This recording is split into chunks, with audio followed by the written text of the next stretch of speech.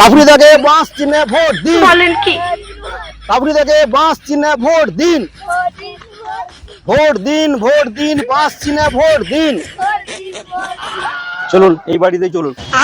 Vote দিন, vote দিন, বাঁশ চিহ্নে ভোট দিন। নমস্কার দাদা, নমস্কার। আমাকে বাঁশ চিহ্নে ভোট দিবেন। अबे साले কি গো আমার ছেলে তুমি তো পয়লা কি বিদ্যুৎ মন্ত্রী না সরকার মন্ত্রী হয়েছিল, বেশ তো প্রতিশ্রুতি দিয়ে আমাকে বিদ্যুৎ টিদ্যুৎ দেবো বলে কইছিল।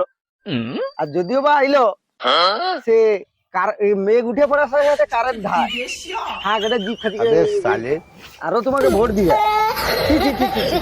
যা হোগা, আমাকে মিটমাট হয়েছে। এবারে ভোটটা দেবো, তোমাকে ভালো সুযোগ করে দেবো, যা আছে আরো বেশি দেবো। হ্যাঁ আবার এবারে তোমাকে ভোট দিয়ে দিই আর কি।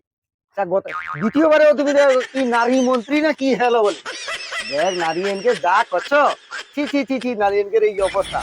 ব্যাগ মহিলা এসে পাই যাচ্ছে, ব্যাগ 2 টাকার মা সব ব্যাগ টাকার সাথে পাই যাচ্ছে। তুমি কি মন্ত্রী কি করিয়া গেলিছ, ছি। এবার আবার কিসের কি নিয়ে দাঁড়িয়েছ?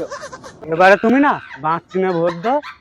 এবারে তুমি যা করো তা এবারে আবার বাঁশ চিহ্ন নিয়ে দাঁড়িয়েছ, আবার কার পদে দেবো? আছিলা আছিলাটা ছিলা চিহ্ন নিয়ে দাঁড়িয়েছ, আছিলা। এবারে কার পদে দেবো? দুবারে তো হয়নি, শিখেনি। এইবারে গোটা লুটিয়ে এলো আর কি। সাথে প্রতি বছর কি ভোটে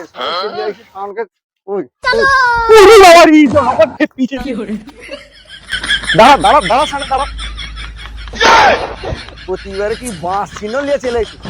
আয় কোমর ভাঙে দেবো আমি। তাই নেতা চলে আসে।